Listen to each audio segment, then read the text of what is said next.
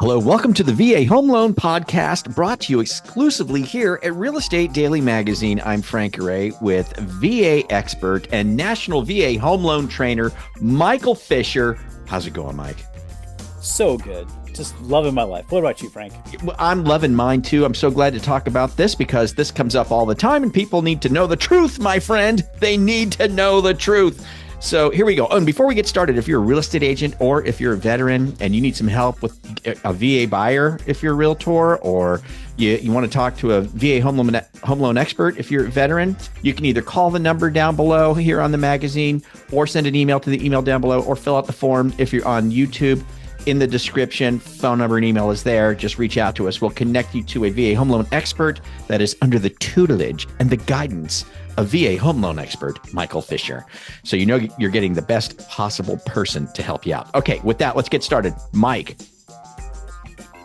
I hear that sometimes sellers get told by their real estate agents, or they just believe this on their own, that if they accept a VA offer on their home, that they have to pay some sort of mandatory fees for that to happen. Is that true?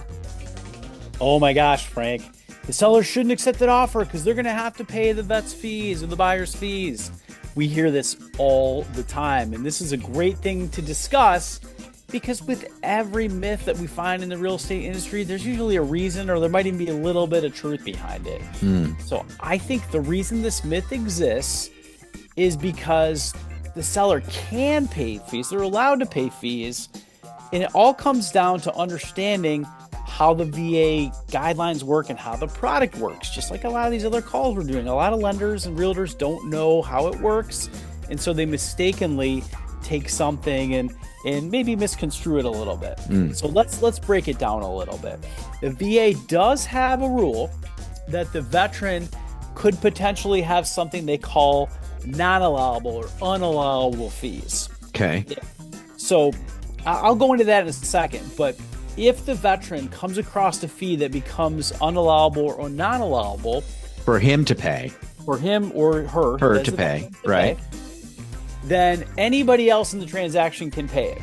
Anybody else. Have to be the seller. The VA never says in their handbook, seller has to pay anything.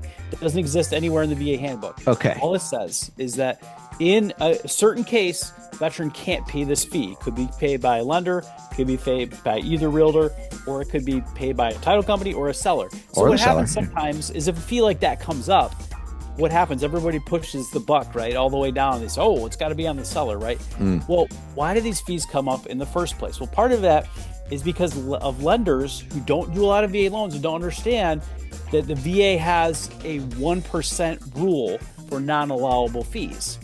And what that means is that, like, if you take the contract price of a house, let's say it's $400,000, you essentially can't go more than 1% in certain fees that are being charged to the veteran. And like, I can give you a list or we can post it somewhere, but at the end of the day, it's pretty simple stuff. It's like the origination fee, the processing and underwriting that a lender charges, and a title closing fee, and a few other things like that. So if you take all those fees and you add them up on that $400,000 house, they can't exceed $4,000. Got it. So some lenders go, hey, the VA is going to allow me to charge $4,000, so I'll charge $4,000.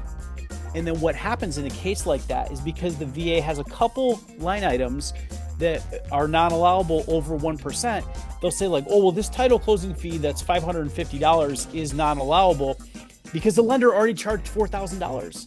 So that lender could have brought their fee down and the title company could have charged their fee. But what happens in a case like that is that lender just goes, oh no, the seller has to pay that.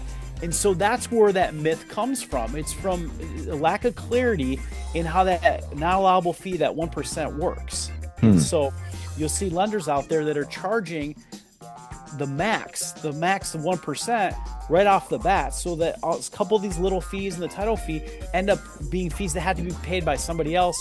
And in a lot of transactions, they get pushed to the seller. So are you saying that the most fees that a veteran can pay for anything in the transaction is 1%?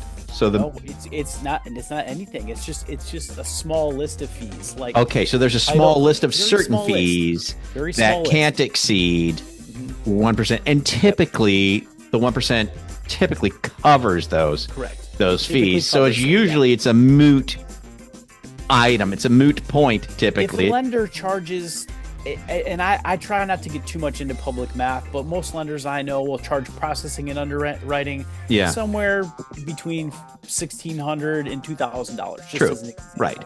Yeah. So on that $400,000 loan, let's say that the processing and underwriting or whatever was $2,000. There would be $2,000 left in that 1% that they could use to pay the other non-allowable fees.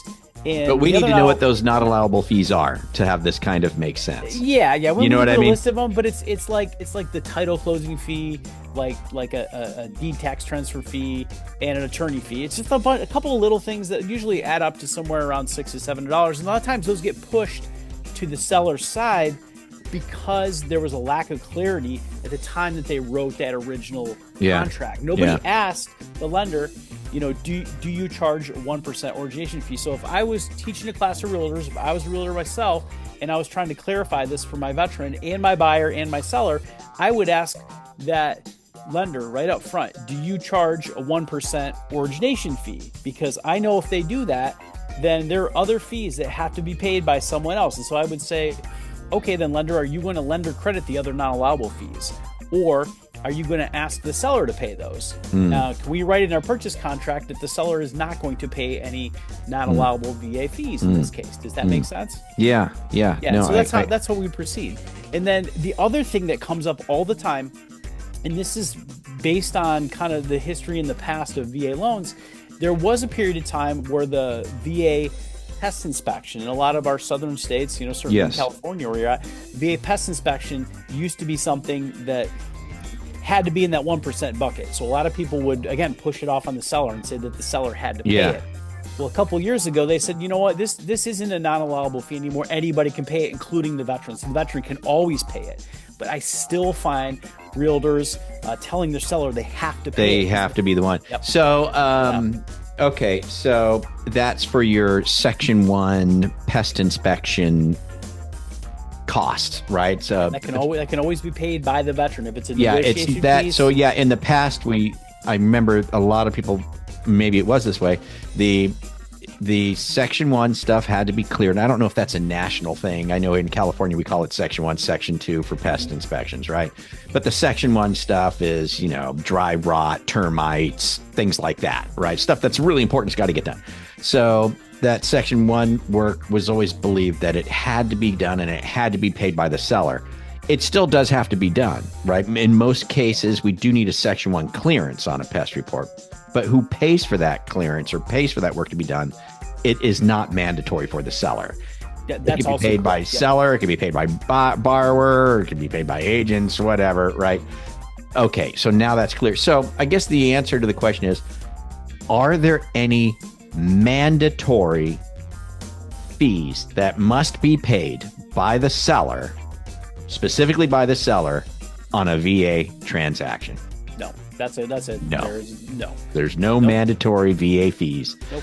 No the seller only way paid a seller would mandatory. have to pay is if a realtor and loan officer structure a transaction where they exceed the non-allowable fees, and then somebody rolls back up on the seller. And I'm saying rolls back up because that's kind of what they do sometimes. They just go, oh, sorry, seller, you're agreeing to pay this because the veteran exceeded their 1%, and nobody else in the transaction is going to pay it. So who's going to pay it? And so that's what happens. It's not the VA telling the seller they have to pay that. It's actually the real estate community and the lenders telling the seller that they have to pay that, unfortunately. So working with a lender that can understand that, can clarify that, and can come up with options. I walked through a scenario with a loan officer yesterday who was doing a $100,000 purchase. You can find $100,000 houses in this country, believe it or not. Right. You still can. Right. And so that was a little trickier. That 1% was $1,000, right? Yeah. So that loan officer was like, oh man, how do I do it in this kind of case? And I said, well, you probably got to get rid of some of the underwriting and processing fees if you're trying to do this so that the seller isn't paying this. Yeah. And then as a lender, maybe you could charge a discount point instead of a processing fee, because the veteran could pay a discount point, but they can only pay underwriting and processing fees up to that 1%. So you gotta work with someone that knows how to break. You gotta juggle it, but still, at the end of the day, It's not a mandatory seller fee. Absolutely. It is Never not mandatory mandatory. on the seller. And Yep. that's the myth that we're here to bust today, Yep, is that 100%. there are no VA home loan fees that the VA says is mandatory to be paid by the seller. None. Yeah, and even So- on the repairs, Frank, you'll see in these real estate Right. contracts, I mean, you'll see seller agrees to pay up to X amount of dollars fees. If that's in your real estate purchase contract, yes, you are agreeing as a seller, but it's not the VA that's telling the seller that. Right. That's part of that real estate contract. Good stuff. All right. So, hey guys, listen, if you want that list of the fees that are within that 1% bracket, right? Those few fees that are the veteran is not allowed to pay. Is that what it is? What is it? What is it? Not allowable. Yep. Not allowable, right? If you want that little list, no problem. Just down below, you'll see an email down there. It's my email. Get it to me. I'll shoot it over to one of our VA home loan experts. They'll answer you, or my phone number's there. You can just text or call me. I'll connect you to one of our VA home loan experts. Or there's a form. You can fill that out and we'll get a hold of you. If you're on YouTube, in the description, same thing. There's a phone number and an email. Just hit me up. I'll connect you to one of our VA home loan experts. They'll get you that list of those fees. So great stuff, Michael. Thank you so much. Thanks for busting that myth. I was glad to do this one today. Awesome. Appreciate you, man. You're the best. All right, you too. Hey guys, thanks for watching. Do us a favor, forward, share, subscribe, all that fun stuff. We'll catch up with you here next time on the VA Home Loan Podcast, exclusively by Real Estate Daily Magazine. We'll see you. Bye-bye.